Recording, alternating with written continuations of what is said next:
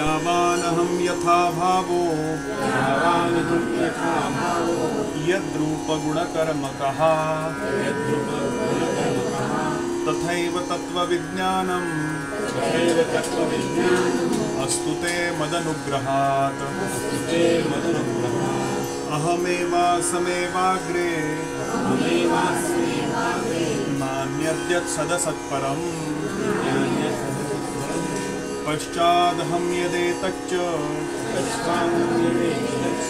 यो वशिष्येत सोऽस्म्यहम् ऋतेऽर्थं यत् प्रतीयेत न प्रतीयेत चात्मनि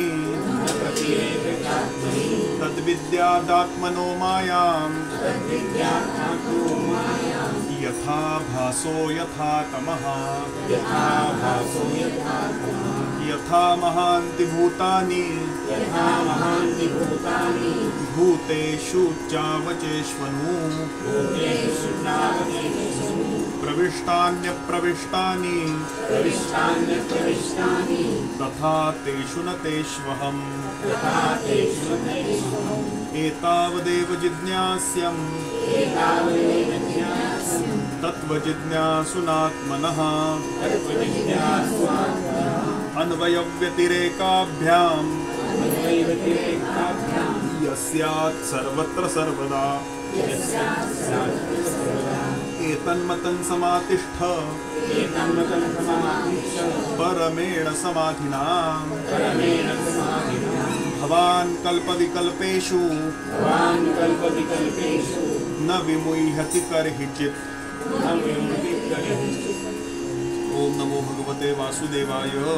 ओम नमो भगवते वासुदेवाय। हे रोज म्हणायला सांगितलेले चतुश्लोकी भागवत। कारण काय आहे, 18,000 श्लोक वाचणं आपल्याला शक्य नाही, पण हे जर रोज आपण पाठ करून म्हटलं तर संपूर्ण भागवत वाचल्याचं फळ या चतुश्लोकी भागवतामध्ये समाविष्ट केलेले। म्हणून रोज आपण त्याचं चिंतन करूया, वाचूया आणि उद्या प्रत्यक्ष याचं जे चिंतन आहे चतुश्लोकी भागवत याचा विचार उद्याच्या प्रवचनामध्ये आपण करणार आहोत। काय आहे नक्की चतुश्लोकी भागवत म्हणजे?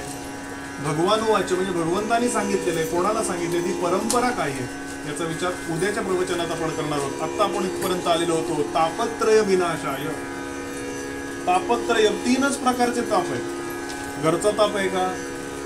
घरी जे आता ताप आपल्याला होत आहेत हे ताप सांगतायत का? तर तापत्रय, त्रय म्हणजे 3, कुठले ताप आहेत? आणि ते ताप ज्याला शरण आपण जातो म्हणजे भगवंताला शरण गेल्यावरती त्या 3ही तापांचा नाश होतो। कबीरांचा एक छान दोहा इथे। कबीर म्हणाले, जिन खोजा 3 पाया, गहरे पानी पेठ, मैं बापुडा बुरंदरा, रहा किनारे बैठ। तर या 3ही तापांचा जर आपल्याला विचार करायचा झाला तर ते कुठले ताप आहेत 3? तर पहिला जो ताप आहे तो आदि आत्मिक ताप। आदि आत्मिक याचा अर्थ आतून बाहेर येणारा, प्रारब्ध योगानं आलेला। पार्किंगला गाडी लावली, नो पार्किंगला लागलेली होती, गाडी उचलून दिली, प्रारब्ध। मला तर कधी कधी वाटतंय जे गाडी उचलून 2 व्हीलर नेतात ते पुढच्या जन्मी यमदूत होतील, इतकं ते प्रामाणिक काम करत असतात। थोडं गमतीनं बोलूया, तर जे प्रारब्धामध्ये आलेली गोष्ट आहे ती तुमच्या हातात पण नाही, भगवंतालाच प्रारब्ध चुकलं नाही तर आपण कोण आहोत? तर तो जो ताप आहे तो आदि आत्मिक ताप, दुसरा आध्यात्मिक ताप आणि तिसरा आदि भौतिक ताप। आदि भौतिक असा पण शब्द आहे दासबोधामध्ये, पण त्याचा अर्थ आदि भौतिक असा आहे। त्यांना बसा ना।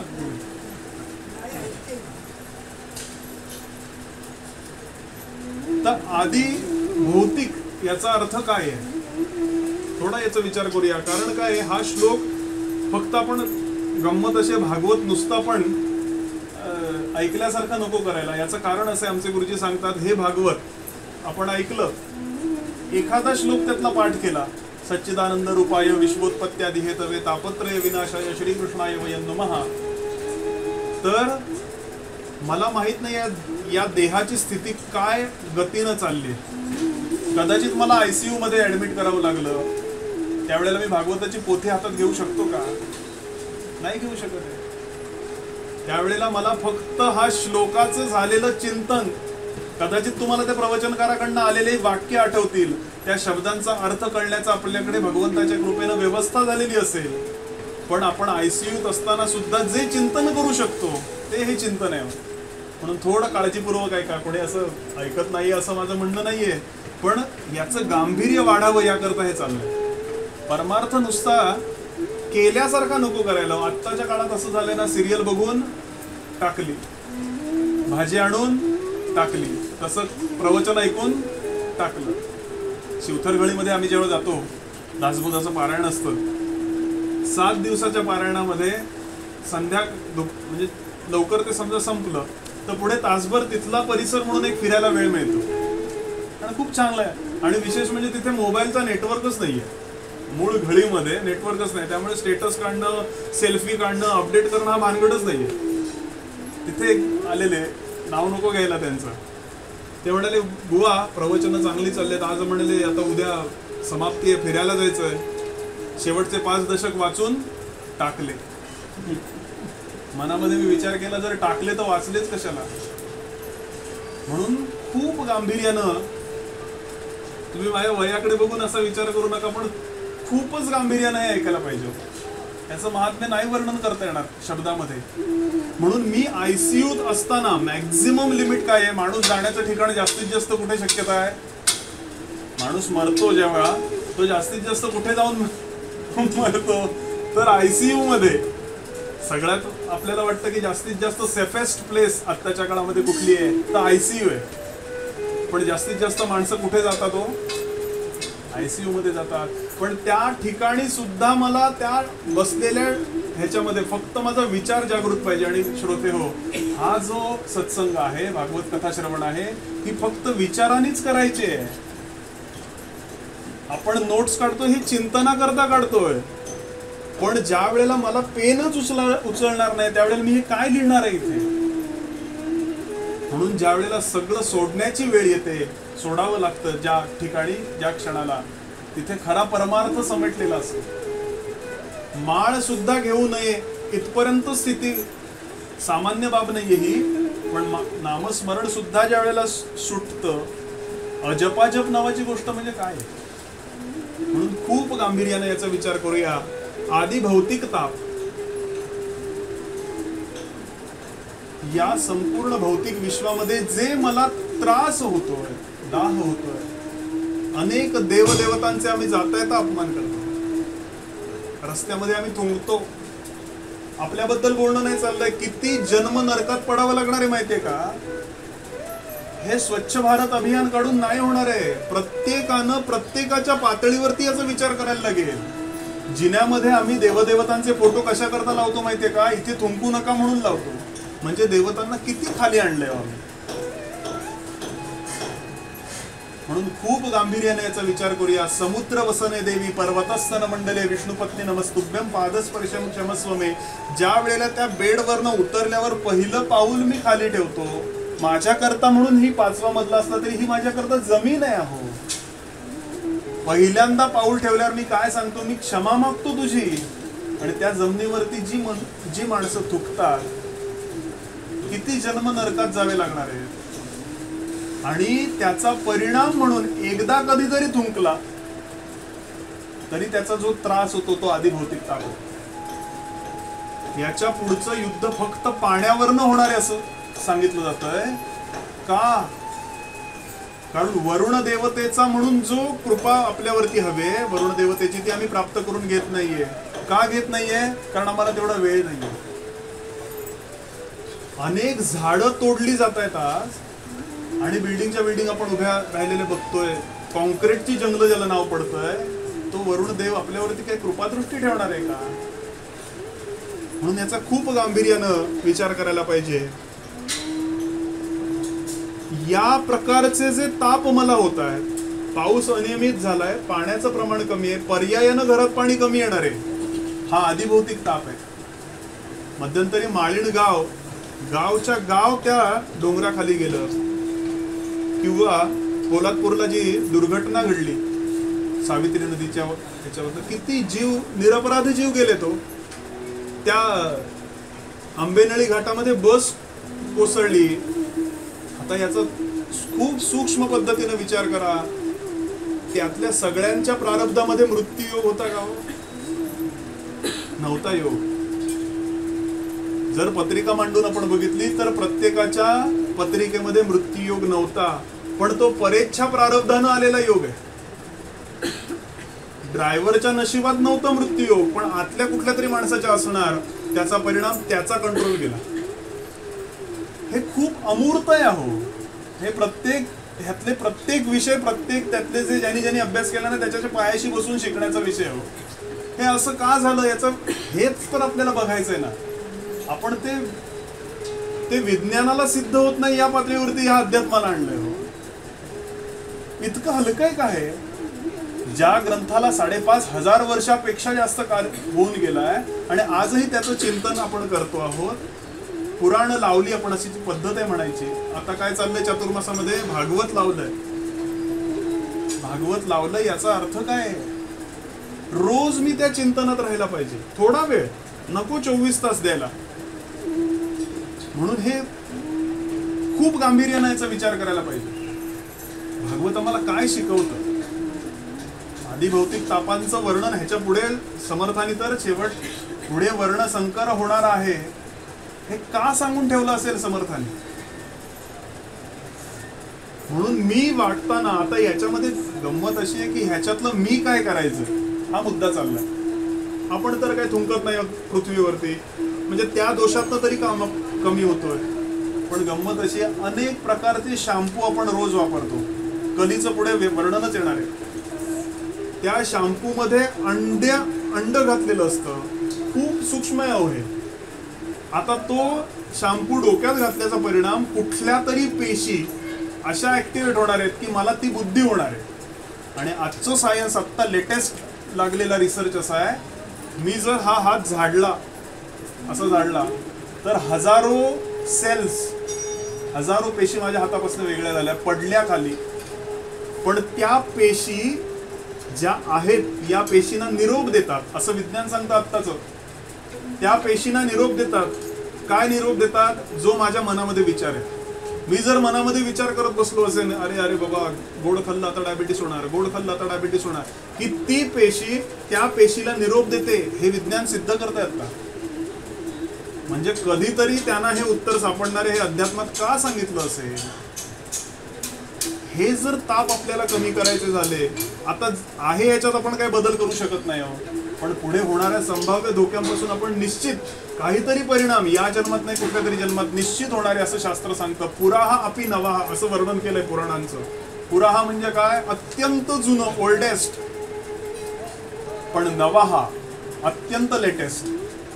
म्हणून तर हे चाललंय ना. आजही यातली व्यक्तिचित्र, यातली व्यक्तिरेखा आपल्याला आजही समाजामध्ये बघायला मिळत आहे. हे पुराणांचं लक्षण सांगितलेलं आहे. पुराहा अपि नवाहा. वास्तविक हे पुराणांचा जो प्रवाह आहे नदीपासून निघालेला तो जुना आहे. प्रवाह नावाची जी गोष्ट आहे तो जुना आहे, पण पाणी नवीन आहे. येत आहे का लक्षात? आत्ता मी गंगेमध्ये उभा राहिलोय. आता मी जर प्रश्न विचारला मला, हे पाणी जुनं आहे की नवीन आहे, तर सांगता येईल का उत्तर? नाही येणार. नवीन आहे म्हटलं तर येतंय अजून. नवीन पाणी, अजून प्रवाह सुरू आहे. जुनं आहे असं म्हटलं तर निघून गेलं पाणी. म्हणून असं आपल्याला म्हणता येणार नाहीये पुराहा अपि नवाहा.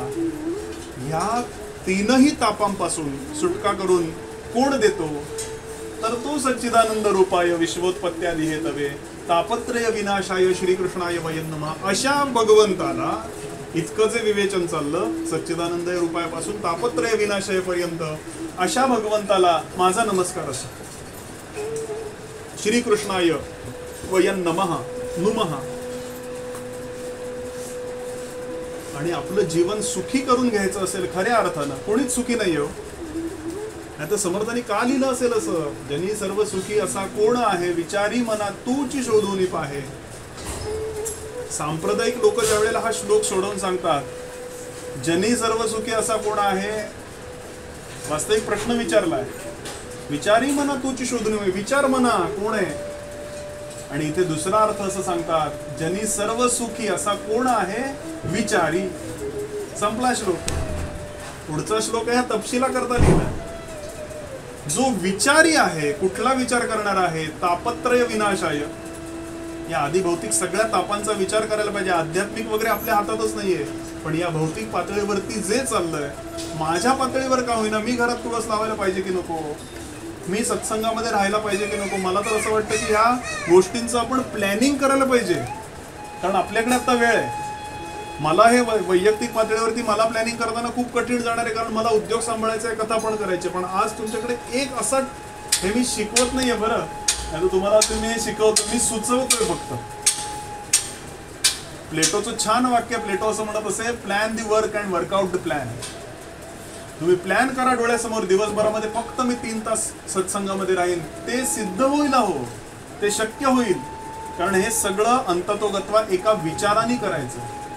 विचारे इहलोक परलोक, विचारे होत असे सार्थक, विचारे नित्यानित्य विवेक केला पाहिजे. विचार पाहेल तो पुरुषू, विचार न पाहे तो पशु, ऐसी वचने सर्वेषु ठाई ठाई बोलिला. तस्मात विचार करावा, देव कोण तो ओळखावा, आपला आपण शोध घ्यावा अंतर्यामी. याकरता काही करावं लागतं का? काही सांडावे लागत नाही, काही मांडावे लागत नाही. एक विचार करून पाही म्हणजे कळे. प्रपंच त्याग न करिता, संसार उपाधी न सांडिता, जनामध्ये सार्थकता विचाराची होय. तस्मात विचार करावा.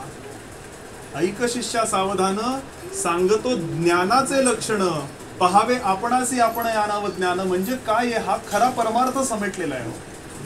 म्हणून या गोष्टीचा खूप आपण सगळ्यांनी गांभीर्यानं विचार करूया. या त्रासातून जर मुक्त व्हायचं असेल तर फक्त त्या सच्चिदानंद रूपायाचं फक्त चिंतन करण्यामध्येच खरा परमार्थ समेटलेला आहे. एक लौकिक अर्थानं मी त्याला नैवेद्य दाखवणं, माझ्या भावांची जागृती होण्याकरता आहे होय. पण मी ज्या वेळेला नैवेद्य नाही दाखवू शकत, त्यावेळेला मी काय चिंतन करेन याची व्यवस्था आज करावी लागेल, कारण त्यावेळेला देह साथ देणार नाही. गोंदवलेकर महाराजांचं खूप छान वाक्य आहे. गोंदवलेकर महाराज म्हणाले, देणं, दुःख आणि दारिद्र्य या 3 दकारामध्ये मनुष्याचं जीवन खर्च होऊन जातं. किती गंभीर वाक्य आहे. आपण सहज असं म्हणतो, काय नाही म्हणली वेळ नाम घ्यायला. महाराज सांगायचे, अहो 3 माळा तरी जप करा. 13 माळांचा आग्रह असायचा महाराजांचा, गोंदवलेकर महाराजांचा. एक गृहस्थ आला त्यांच्याकडे, महाराज 13 माळा शक्य नाही मला करणं. महाराज म्हणाले, 3 माळा तरी जप कर. 3 माळा नाही शक्य. अहो जप मला शक्य नाही, 1 माळ करा. 1 माळ पण शक्य नाही, नाम सोडून मला काहीतरी सांगा. महाराज म्हणाले, नामा व्यतिरिक्त इथे काहीच नाहीये. अर्धी माळ करा. किती खाली यावं संतांनी. नाही जमणार म्हणाला. दिवसभरात एकदा राम म्हणा. नाही. हे म्हटल्यावरती महाराज थोडे रागावले. संत कधी रागवत नाहीत हो, पण तुमच्या माझ्या कल्याणाकरता ते रागवतात. महाराज म्हणाले, बसा बसा म्हणाले, बसा. तुम्हाला जर जुलाब लागले तर कुठला वेळ काढता हो? नामाला वेळ नाही सांगता. जुलाब जर लागले तर कुठला वेळ काढता? आणि पुढे महाराज अत्यंत गंभीरतेनं म्हणाले, जेवढा वेळ त्या जुलाबाला देता तेवढा तरी माझ्या रामाला द्या. हा खरा परमार्थ आहे. आम्ही हे त्या परमार्थात आम्हाला प्रत्यक्ष माझी आणि त्या भगवंताची, त्या तत्वाची सुस्पष्ट ओळख न होण्याचं कारण हे एकमेव आहे, कारण आम्ही संतांची वचनं अभ्यासली नाही.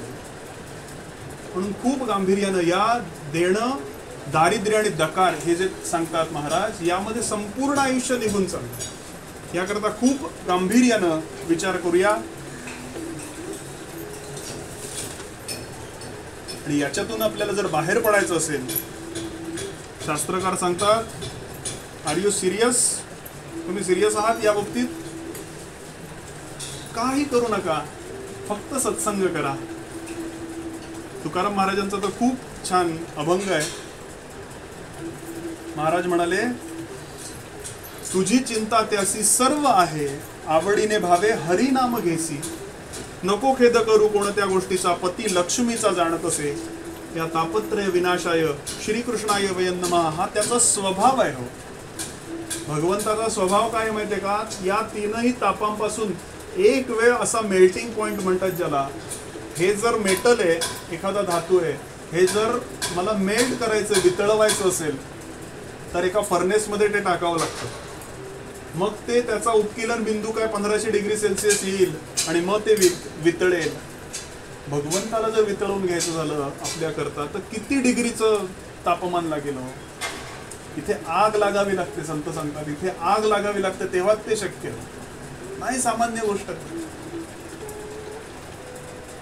आणि जो त्याला शरण गेला, संपूर्ण जीवनातल्या समस्याच नाहीसे झाल्या. आपल्याला त्या समस्या आहेत हे वाटणंच बंद होतं. आता मी भगवान गोपालकृष्णांचं उदाहरण सांगितलं, त्या समस्या म्हणून ज्या आहेत त्या माझ्या बाबतीत होत आहेत हे मला वाटणं बंद होतं. त्या समस्यांना तोंड देण्याची प्रेरणा, बुद्धी आणि शक्ती फक्त तो देणार आहे. म्हणून नुसती मी नेहमी सांगतो, वास्तविक पौरोहित्य करतो मी, पण प्रत्येक यजमानाच्या घरी मला सांगणं हे असतं की ती पूजा करताय तुम्ही, ठीक आहे, व्यवहाराच्या पातळीवर तुम्ही दक्षिणा देताय, पण रोजची पूजा मी 40 वर्ष केली, 50 वर्ष पूजा केली आणि त्याच्याने माझी ओळख नाही झाली तर 50 वर्ष वाया गेली हो जीवनात. हे तत्व जे आहे, भगवंत नावाचं जे मूलद्रव्य आहे, त्याला आत्ताच्या विज्ञानाच्या भाषेमध्ये आपण E=mc² म्हणूया, त्याची आणि माझी जर ओळखच झाली नाही, ते तत्व, ते अमूर्त स्वरूपात असणारं जे तत्व आहे ते त्या मूर्तीत सुद्धा सामावणार नाहीये. मला सवय लागावी रोज फुलं वाहण्याची, रोज बिल्वपत्र वाहण्याची, रोज फुलं वाहण्याची, रोज नैवेद्य दाखवण्याची, याकरता ती व्यवस्था केलेली आहे. वास्तविक त्याची आणि माझी ओळख होणं हा खरा परमार्थ आहे. म्हणून खूप गांभीर्यानं याचा विचार करूया की पूजा करतोय मी हो, हे मी रोजच्या जीवनातलं का बोलतोय माहितीये का, कारण रोज आपण पूजा करणारे आहोत. खूप रोज वेदांत आपण ऐकतो का, नाही ऐकू शकत, पण पूजा करताना एक क्षण जरी वाटलं ना, काय भगवान गोपालकृष्ण आज तुला लोण्याचा नैवेद्य दाखवते बरं, त्या भावाचा भुकेल आहे होता. आम्ही नको तिथे देवगोळेपणा करतो हो, खडीसाखरेला मुंग्या लागलेल्याचा नैवेद्य, जावई घरी आला तर देऊ का आम्ही त्याला खडीसाखरेचा असा नैवेद्य, थोबाडीत मारेल होतो. थोडं रागानं बोलतोय पण हे वस्तुस्थिती आहे हो. बरेच ठिकाणी मी जातो, सुपाऱ्यांना भोकं पडलेत, मुंग्या लागल्यात त्या सुपाऱ्यांना, अहो चालतं देवाला, तुम्ही घरी, मी बोलत नाही ही गोष्ट पण आता प्रवचनच सोडत नाही. अशा वस्तू सुपाऱ्यांना त्या कीड लागली, त्या वस्तू जर आपण भगवंताला दिल्या तर भगवंत का कृपा, कोण लागून गेलो आपण. म्हणून पूजेचं खूप महात्म्य पुढे सुद्धा आलंय. आत्ता मी सांगण्याचा भाव एवढाच आहे, आपण आपल्या पातळीवरती ज्या वेळेला, आत्ता मी उदाहरण घेतलं, जावयाला तुम्ही एखाद्या पदार्थामध्ये असं काही असलेलं देऊ का आम्ही, जर या पातळीवरचा जर हा विषय आहे तर याच्या काही कोटीच्या कोटी पातळीवरचा हा विषय आहे. पण तरी सुद्धा तो पत्रम पुष्पम फलम तोयम, हे जे काय आहे तेही तो स्वीकारतो. आणि खूप गांभीर्याने याचा विचार केला तर लक्षात येतं जीवनात कोणाच्या समस्या नाही येतो. उदाहरणच बघायचं झालं तर पांडवांना महाभारतामध्ये 5 वेळेला वनवास भोगावा लागला, म्हणजे किती समस्या असतील. पण एकच त्याने काम केलं, काय केलं, फक्त कृष्ण भजन केलं. आणि नारद ज्या वेळेला युधिष्ठिराला विचारतात, कधी आले नारद महाराज, आणि युधिष्ठिराला विचारायचे काय कसं काय चाललंय राज्यामध्ये, युधिष्ठिराचं एकच वाक्य असायचं, यापेक्षा चांगलं काहीच असू शकत नाही. ही पॉझिटिव्हिटी आपल्याला शिकवते. आपलं काय होतं, काय म्हणताय काका, काय बाबा विचारू नको, हे असं वाक्य आपल्या मुखामधनं येण्याचं कारण काय आहे हो. मी प्रवचनकार म्हणून नाही बोलत आहे, माझे सुद्धा हे मुखात नाही येणार आहे, पण आपल्याला याचा शोध घ्यायचा आहे. असं का, कथा कशा करता आहे तर या करताय, ही पॉझिटिव्हिटी. आणि हे करून बघा, आपण अनेक जे ब्रह्मचैतन्य गोंदवलेकर महाराजांच्या परिवारातले लोक आहेत, त्यांनी घरामध्ये लिहून ठेवलं, हे घर महाराजांचे आहे. म्हणजे काय आहे, ती सगळी पॉझिटिव्हिटी चालली आहे. मी करतोय, मी झोपतोय, मी इकडून जातोय ऑफिसला, सगळं चाललंय, पण हे जिथे राहतोय हे माझं नाहीये, हे कळणं म्हणजेच परमार्थ आहे. म्हणून यापुढे आपण हा नियम करावा. भागवत आपल्याला काय शिकवते, मला ह्यातलं काय करण्यासारखं आहे, कधीही रडायचं नाही हो. काही झालं ना रडणे बंद करायचे. याचा अर्थ काय होतो माहितीये का, तुमच्या पेशींना मेसेज देतात की असं काही नाहीच आहे, संकट नावाची गोष्टच नाही, संकट नावाची गोष्टच नाही, संकट नावाची गोष्टच नाही, की आपण आतनं पक्के होतो. मला एक कधी कधी हा प्रश्न पडतो. माझे आजोबा होते ते 87-88 वर्षाचे होऊन गेले. डायबिटीस नाही, ब्लड प्रेशर नाही, काही नव्हतं. त्यांना कधी विचारलं ना काय कसं काय चाललंय, अरे उत्तम चाललंय, फार काय बाबा देवधर्माचं करायचं असं पण नाही. गेल्या 100 वर्षाचा जर आपण एक रेकॉर्ड काढून चेक केला ना तर लक्षात येईल की हे लोक का टुणटुणीत होते. त्यांच्याकडे काय पैसा होता का भरपूर? अजिबात नव्हता. पैसा बघायला मिळत नव्हता असं सांगायचं आजोबा. मग या लोकांना समाधान का होतं, का हे निरोगी होते? तर एकच तत्व विचार त्यांच्या चित्तामध्ये रुजलेला होता, जे अनेक वर्ष मी आता पहिली प्रस्तावना जी केली, वहिवाट नावाची जी गोष्ट पूर्वजांनी करून दिली. आता कोकणामध्ये कार्तिक उत्सव आहे, 10 मिनिटं कीर्तनाला जा. पूर्ण कीर्तन पण नका ऐकू, शक्य नसेल बसणार, 10 मिनिटं ऐका हो. एकदा ती सवय लागली ना की समर्थ सांगतात देव भावे लाचावला. तुम्ही येण्याची त्याला सवय लागायला पाहिजे देवळामध्ये, तर तो कृपा ठेवणार आहे. हो, मी जर पासपोर्ट ऑफिसला गेलो आणि ओळख नसेल, आत्ताचं सगळं ऑनलाईन झालंय सोडून द्या, पण एखाद्या ठिकाणी माझी ओळख नसेल तर काम तेवढं लवकर होईल का जेवढं ओळख असताना होतं? हे जर व्यवहारात ह्या पातळीवरचा विचार असेल तर परमार्थ मार्गामध्ये काय पातळी असेल? म्हणून खूप गांभीर्याने याचा विचार करूया. श्रीकृष्णाय वयं नमः इथेच थांबतो. यानंतर कधी घडलं हे भागवत, काय झाला नक्की प्रसंग? आता ज्या वेळेला कृष्ण अवतार ज्या वेळेला समाप्त झाला त्यावेळेला कलियुगाचा पहिला दिवस आहे असं सांगितलं. द्वापार युगाची समाप्ती आणि कलियुगाचा प्रारंभ. बरोबर 30 वर्षांनी कलियुग सुरू झालं आणि 30 वर्षांनी घडलेला प्रसंग. तुमचे माझे सगळ्यांचे पूर्वज कोण होते? तर ऋषी होते. आपण असं ऐकलं असेल डार्विनचा सिद्धांत की आपले पूर्वज कोण होते? तर माकड होते. शक्य आहे का ते? अनादी काळापासून चालत आलेला मानवाचे जे DNA आहेत ते कॅरी फॉरवर्ड करणारा माकड असेल का? म्हणून खूप गांभीर्यानं नुसतं अध्यात्म श्रवण न करता थोडा लॉजिकचा पण विचार करूया. हे ब्रिटिशांनी आपल्यावरती बिंबवलंय, अरे कसले तुम्ही आदिवासी होता. वास्तव असं नाहीये. वास्तव असं आहे, आपल्या सगळ्यांचे पूर्वज जे होते ते ऋषी होते. डार्विन असं म्हणतो की माकडापासून माणसाची निर्मिती झाली, म्हणजे ते एक काळ शेपूट गेलं, उत्क्रांतीवादाचा सिद्धांत आहे. पण गंमत अशी आहे, डार्विनच्या मुलानंच तो सिद्धांत खोडून काढला. तो असं म्हणतो की तुम्ही सिद्धांतामध्ये सांगताय की उत्क्रांती होते, शेपूट गळून गेला आणि त्याचा माणूस झाला, आणि एका सिद्धांतामध्ये तुम्ही असं सांगताय की त्याच्यापासून नवीन जीव तयार झाला. मग माणसाचं पुढे कसं काही नाही झालं? पहिला मुद्दा त्याने खोडून काढलाय. आणि माकडं अजून जिवंत कशी आहेत? डायनासोर आत्ता दिसत आहेत का आपल्याला? पण डायनासोर पासनं पुढे काहीतरी झालं आणि डायनासोर संपले. आता तो जो कुठला जीव आत्ता या सृष्टीमध्ये आहे तो सुद्धा संपुष्टात येईल आणि तिसरा कुठला तरी जीव होईल. हा जर उत्क्रांतीवादाचा सिद्धांत आहे तर माणसाचं पुढे कसं काही झालं नाही आणि माकडं अजून जिवंत कशी? माणसं कधी कधी माकडासारखी वागतात. पण हा जो सिद्धांत आला त्याच्याच मुलानं खोटं ठरवलंय.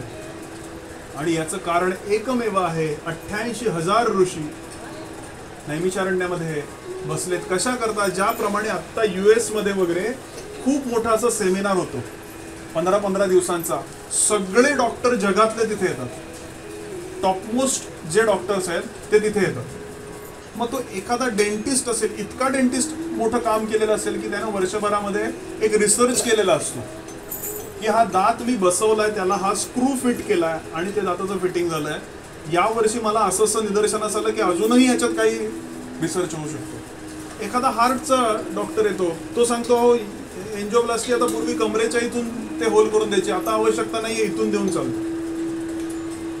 हे विचार विनिमय होण्याकरता आज डॉक्टर एकत्र येतात. तसे आपले पूर्वज हे उदाहरण का दिलं? हे व्यवहारातलं उदाहरण, आपण हे गुगलला सर्च करू शकता. प्रत्येकाच्या अभ्यासातला भाग म्हणून ते प्रेझेंटेशन ठेवतात आणि त्याच्यातून अजून काही नवीन रिसर्च होतात. त्याप्रमाणे नैमिषारण्यामध्ये 88,000 ऋषी एकत्रित बसले. कशा करता? तर कलियुगाचा आरंभ झालाय. आता माणसं कशी वागणार आहेत? हे ऋषी, आपल्याला अजून एक सांगायची गोष्ट अशी की आपल्याला एक गोत्र आहे. आपण संकल्प करतो तेव्हा अमुक गोत्र आपण उल्लेख करतो. म्हणजे काय करतो? तर त्या ऋषी कुळामध्ये जन्माला आलेला मी, हा त्याचा सरळ अर्थ आहे. खूप तपशिलात नको जायला त्याच्या. म्हणून गोत्राला महत्व आहे. आपण हे जातीपाती म्हणतो, हे असं काही नव्हतं. हो, हे ती त्या कालपरत्वे ती घातलेली बंधनं आहे. मला एक साधी गोष्ट सांगा, आपण टॉयलेट साफ केला, टॉयलेट साफसफाई केली की पूजा करतो का आपण? का नाही करत? काय बिघडणार आहे का? देवाला चालणार नाही का ती पूजा? पण असं आपण करत नाही का? शुचिरभूत होतो. शुचिरभूत होतो म्हणजे काय? तर स्टरलाइज होतो. आत्ताच्या भाषेत कोरोनाच्या काळामध्ये 3-3 आंघोळी करत होतो आपण आणि पूजा करतो. साधी गोष्ट अशी आहे, आंघोळ केल्यानंतर एक आपल्याला फिलिंग येतं. हे अनुभवाच्या पातळीवर चाललंय म्हणून बोलतोय, असं काही इंग्लिश शब्द बोलायचे असा उद्देश नव्हे. पण आंघोळ केल्यानंतर आपल्याला फ्रेश वाटतं, मोकळेपणा वाटतो किंवा आतून एक असं फिलिंग येतं, आपण फ्रेश होत. हे का होत असेल असं? याचा कधी विचार केलाय आपण? आणि मगच देवपूजा करतो आपण. याचं कारण असं आहे, सायन्सने हे कारण शोधून काढलं. हे आपल्याला माहीतही असेल कदाचित. आंघोळ केल्यानंतर आपलं ब्लड प्रेशर वाढलेलं असतं, असं हे आत्ताचं ॲडव्हान्स सायन्स सांगतं. ब्लड प्रेशर वाढल्यानंतर आपण काय करतो? धावपळ करतो का? आता आपण आंघोळ झाल्या लगेच ऑफिसला पळतो. पण पळू नका, कारण आरोग्याला घातक आहे ते. बरं, हे कुठला सिरियलवाला सांगणार आहे हो?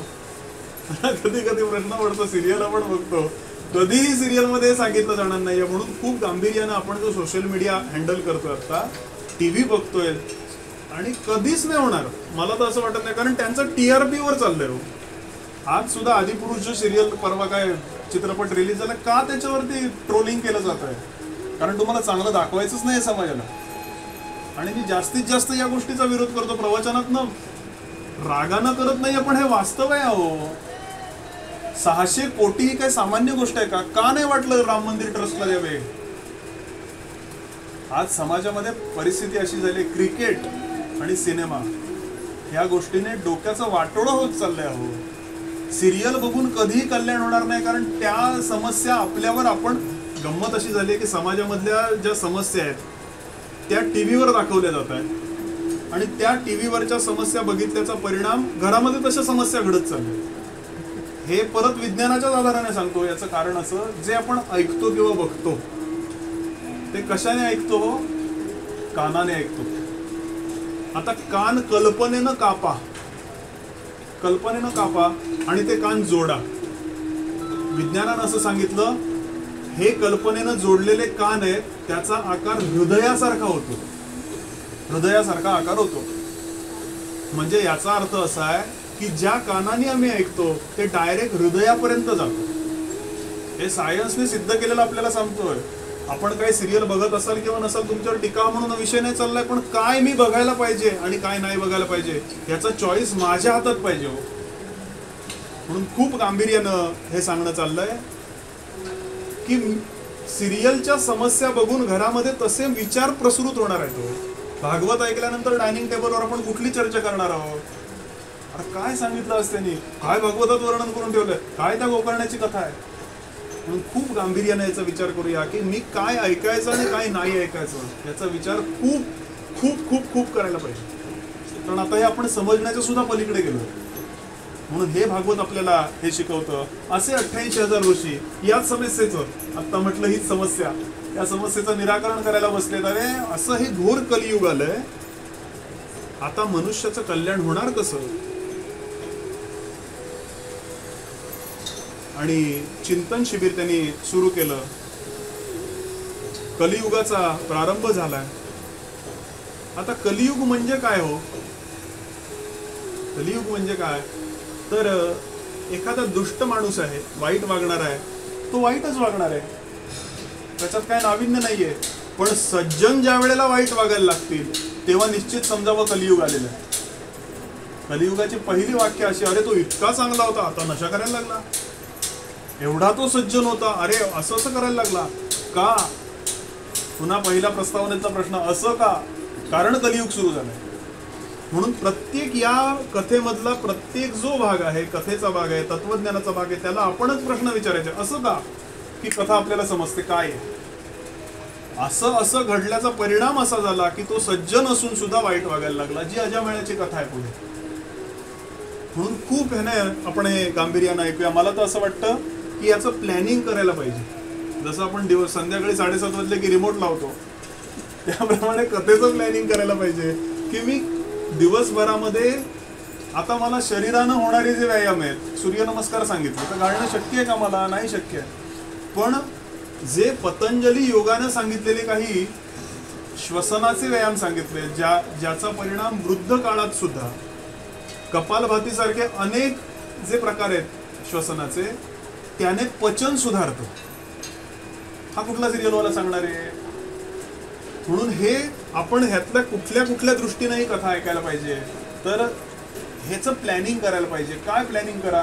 रोज भागवत ऐकणं शक्य नाहीये, मग सद्ग्रंथांचं 1 तास वाचन करा. शास्त्रकार सांगतात 1 तास सद्ग्रंथांचं वाचन. काही नको, मला कळो अथवा न कळो, तुकारामांचा गाथा घ्यावा. चातुर्मास फक्त तुकारामांचा गाथा वाचून काढावा. परिणाम असा होतो, तो ग्रंथ वाचल्याचा परिणाम, ते तुकाराम महाराज माझ्याकरता कृपादृष्टी देण्याकरता काहीतरी बुद्धीमध्ये प्रेरणा देतात. एखादाच अभंग त्यातला पाठ होतो आणि माऊली काय सांगतात, एक तरी ओवी अनुभवावी. ही खरी कृपा आहे. दुसरी गोष्ट, 1 तास स्वतःच्या शरीराकरता द्यावा. शास्त्रकार सांगतात व्यायाम करावा. चालणं शक्य असेल तर चालणं करावा. आत्ताच्या भाषेत बोलूया. आत्ता म्हटलं त्याप्रमाणे योगासनं. आता योगासनं सुद्धा खूप विस्तृत विषय आहे. आपण ज्याला योगासनं म्हणतो ती योगासनं नाहीये. योग याचा अर्थ काय? संसारोत्तरणे युक्तिही. योग वसिष्ठातला विचार आहे. संसारोत्तरणे युक्तिही योग इत्यभिधीयते. संसाराला तरुण जाऊन आत्मसुखाला जर मी प्राप्त झालो तर त्याला योग म्हणतात. आपण आता काय करतो? अनुलोम विलोम करा, कपालभाती करा, डायबिटीस नॉर्मल येईल. डायबिटीस नॉर्मल कशा करता येईल? लाडू खाण्याकरता. याला योग नाही म्हणत, याला भोग म्हणतात. म्हणून खूप गांभीर्याने याचा विचार करायला पाहिजे. हे भागवत, म्हणून मी नेहमी सांगतो पहिल्याच दिवशी, भागवत आपण संपूर्ण बघूच शकत नाही वर्ष गेलं तरी. कारण प्रत्येक श्लोकावरती शास्त्रकारांनी सांगितलेली जी मतमतांतर आहेत त्याचा विचार करण्यातच वर्ष निघून जाणार आहे. त्याचं निरूपण काय करणार आपण? म्हणून मला जे उपयोगी आहे, मी ज्याचं ऍप्लिकेशन करू शकतो माझ्या जीवनामध्ये, तेवढाच विचार आपण करायला पाहिजे. गंमत अशी आहे, लोकांचा अट्टहास असा आहे की सगळ्या कथा पूर्ण झाल्या पाहिजेत. तर ते वृषभदेवाने 100 मुलं होती, त्याचं काय झालं पुढे? मी नेहमी याच्यावरती उत्तर देतो. मेडिकलमध्ये हजारो औषधं ठेवलेली आहेत. मेडिकलमध्ये हजारो औषधं ठेवलेली आहेत. सगळी घेतो का आम्ही? का नाही घेत?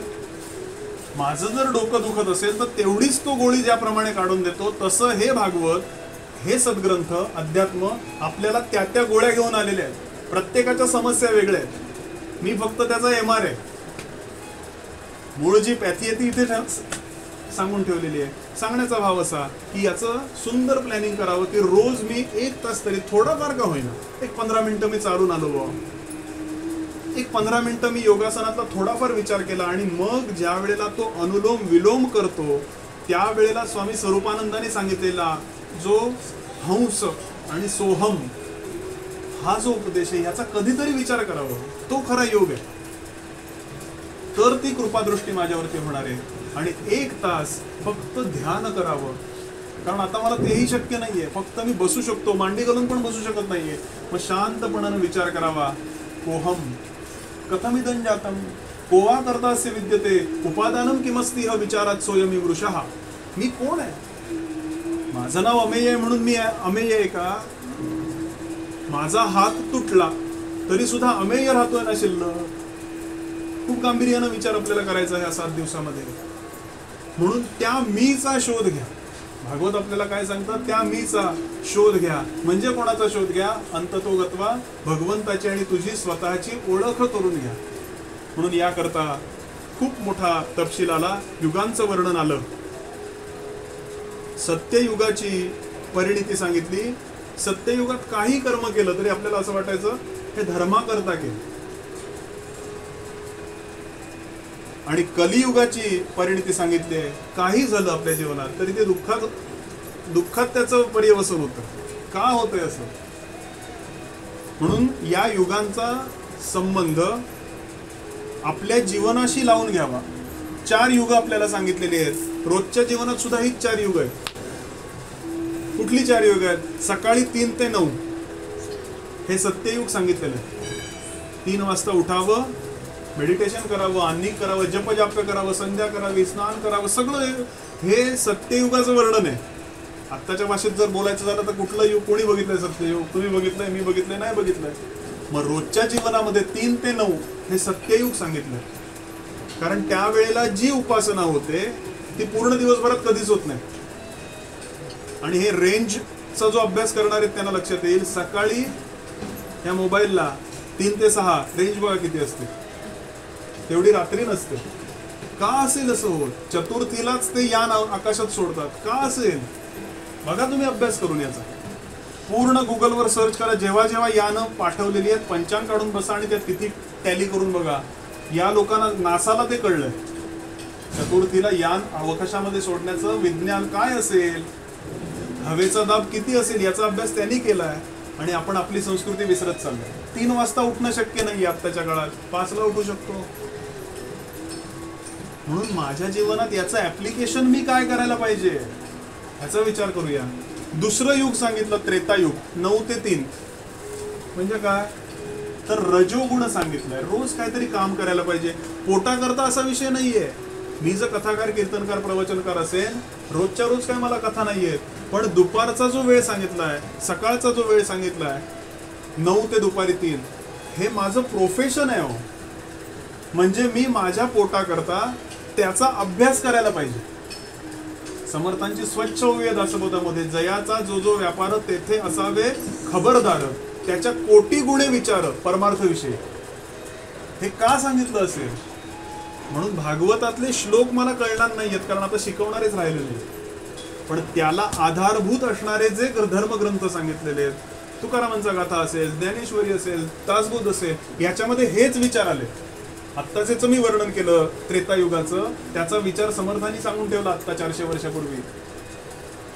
यानंतर 3 ते 9, दुपारी 3 ते रात्री 9 द्वापार युग. त्यानंतर रात्री 9 ते सकाळी 3 कलियुग. अशी युगांची वर्णन केली. 18 पुराण मिळून किती श्लोक आहेत माहिती आहेत का आपल्याला? फक्त 4 लाख श्लोक आहेत. वेदव्यासाने याचं लिखाण केलं.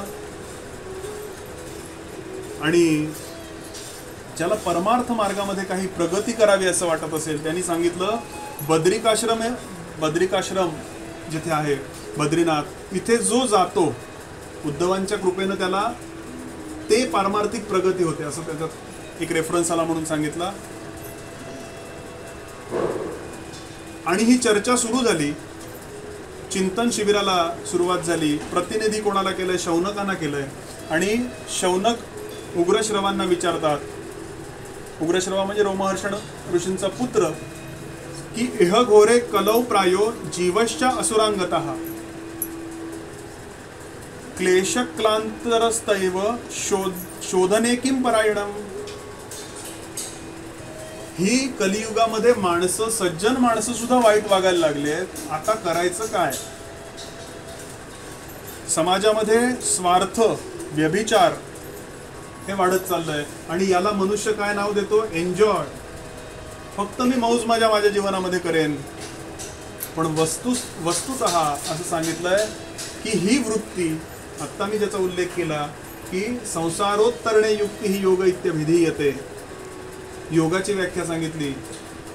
माझा डायबेटीस कमी व्हावा कशा करता? मला गोड खाता यावं याकरता. या वृत्तीला शास्त्रकार असुर असं म्हणतात. असुसूर म्हणते इति असुरः. माझ्या प्राणांमध्येच मी खरं मानायला लागलोय, माझे प्राण हेच खरे आहेत, माझा देह हाच खरा आहे, याचा परिणाम इह घोरे कलो प्रायो. या कलियुगामध्ये घोर असं कलियुग आपण म्हणतो, घोर कलियुग आले म्हणजे काय आलंय तर हे वर्णन करतात. तुकाराम महाराज तर स्वच्छ सांगतात भगवंताला, देवा आता ऐसा करी उपकार, देहाचा विसर पाडी मज, तरीच हा जीव सुखी पाहे माझा, बरे केशी राजा कळू आले. आणि जे देहाला खरं मानतात, शास्त्रकार सांगतात, त्याचं जीवनामध्ये अनहित झाल्याशिवाय राहतच नाही. म्हणून नैमिषारण्यमध्ये या 88,000 ऋषींनी काय चर्चा केली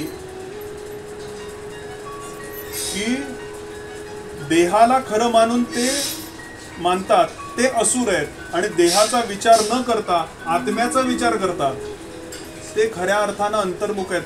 आदरणीय लोकमान्य टिळक वास्तविक कशात होते, तुरुंगात त्यांना ठेवण्यात आलेलं, पण काय विभूती असतील हे लोक की गीता रहस्य नावाचा उत्तम असा ग्रंथ टीका त्यांनी केली. विनोबांचं सुद्धा धुळ्याच्या तुरुंगामध्ये 1632 साली गीता प्रवचने नावाचं पुस्तक त्यांनी लिहिलं. म्हणून काय की दुःखाचं कारण शोधा, आणि एक दिवस लक्षात येतं दुःखाचं कारण फक्त पाप आहे आणि सुखाचं कारण पुण्य आहे. ज्याप्रमाणे बँकेतील रक्कम आपण ठेवतो बँकेमध्ये आणि आपल्याला आश्वस्त वाटतं की आता माझ्याकडे एवढी एवढी रक्कम आहे, बस मी आता कुठे जाऊ शकतो, ह्याचं कारण का बँकेत पैसे ठेवलेत म्हणून नव्हे, त्याचा आधार मला वाटतो लोकाश्रय खूप मोठा डिटेलिंग विषय येतो, पण ते पुण्य आहे. ज्या वेळेला मी आत्ताचा क्षण एन्जॉय करतोय याचं कारण माझा पुण्याचा बँक बॅलन्स मी संपवतोय, असं गांभीर्यानं सांगितलं. आणि खूप महत्वाची कथा पुन्हा इथे भागवताचं महात्म्य थोडं येतं. डोंगरे महाराज इथे पहिल्याच दिवशी उल्लेख करायचे, जन्मांतरी भवेत पुण्यम आपण जे बघितलं त्याकरता डोंगरे महाराज पहिल्या दिवशी पहिल्या प्रवचनात सांगायचे की ही कथा सामान्य समजू नका. भागवताची कथा म्हणजे ही तत्वज्ञानाची कथा, सामान्य समजू नका. कारण का भगवान की कथा सुनने के लिए वो ही जाते हैं जिनको बाके बिहारी बुलाते हैं. पहिलं वाक्य ते असं सांगायचंय, कथा बताने की, मी कथा सांगण्याची, आणि कथा सुनने की मेरी और आपकी औकात ही क्या है.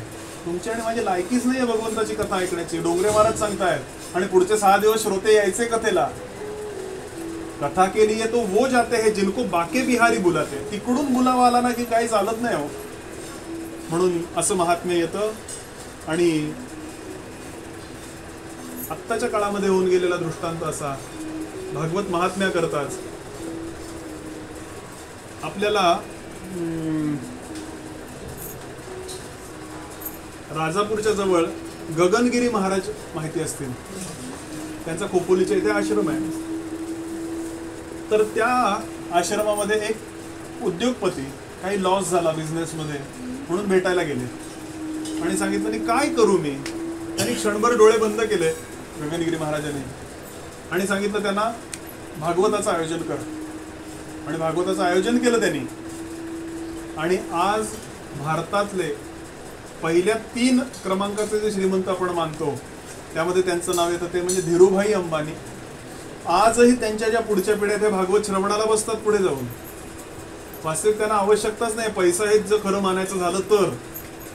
पण त्यांचं नाव काय भागवताचं महात्म्य वाढवण्याकरता नाही करत आहे, पण काय भागवत करू शकतं कृपादृष्टी.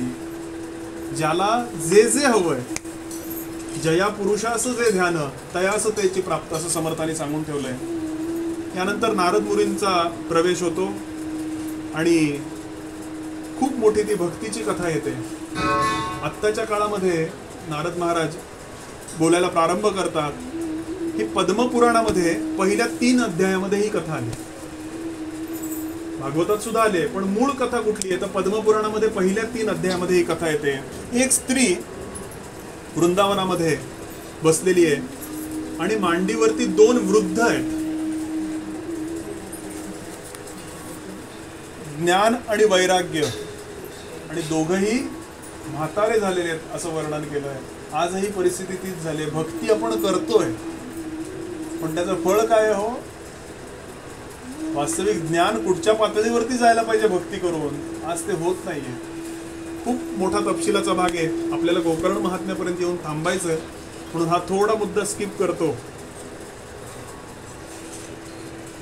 आणि खूप मोठा प्रसंग या कथेमध्ये येतो.